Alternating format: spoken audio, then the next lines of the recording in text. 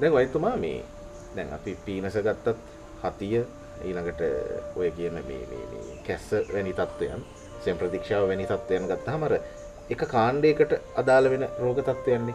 දැන් මේකේ තියෙනවා මේ ગેස්ට්‍රයිටිස් සුව කිරීමේ ගුණයක්. දැන් සාමාන්‍යයෙන් අපි දන්නේ ગેස්ට්‍රයිටිස් කියන්නේ ඒක වෙනමම පැත්තක තියෙන රෝගයක්. අපි සෙම් රෝගයක ගත්තොත්. දැන් මේ ගුණය මොකක්ද? ඒ කියන්නේ මේකෙන් ગેස්ට්‍රයිටිස් සුව වෙනවා කියන එක ඇත්තටම නේද? යම්කිසි පුදුමේ දනවන දෙයක්. ඔව්. දැන් ಭಾರತ දැන් සමහර අය ඉන්නවා. දැන් ગેස්ට්‍රයිටිස් රෝගී තත්ත්වය තියෙනවා. එයාට සෙම පීනස ප්‍රශ්නක් තියෙනවා.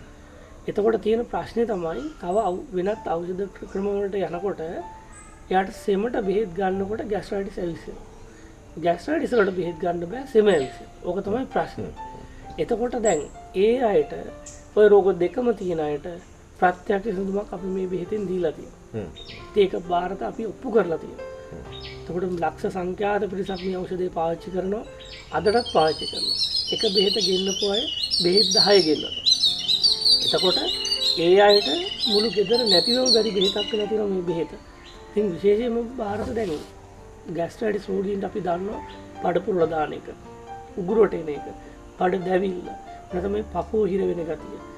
අපි දන්නවා ಭಾರತ දැන් හෘද රෝග නිසා එනවා එක. ඒකට අපි කියන්නේ හෘද රෝග තියෙන අයට මේක පාවිච්චි කරන්න කියලා. නමුත් ગેස්ට්‍රයිටිස් රෝගී තත්ත්වය කියලා කාලයක් තිස්සේ අඳුරගෙන ප්‍රතිකාර කරලා සුව කරගන්න බැරි වෙච්ච අය ඉන්නවනේ. ඒ අයට මේ ඖෂධයෙන් අපි දන්නවා පීඩ ලබා ගන්න පුළුවන් කියලා.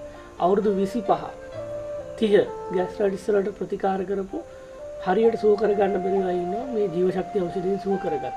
ඉතින් ලොකු කුඩා කාටත් ગેස්ට්‍රයිටිස් ප්‍රශ්න තියෙනවා. එතකොට ඔය සෙම් රෝග වගේ, පීනස වගේ ગેස්ට්‍රයිටිස් රෝගී තත්ත්වයක් ඔය දෙකම තියෙන අයට මේ ඖෂධය පාවිච්චි කරලා ඉතින් ඔය ගුණය ලබා ගන්න පුළුවන්.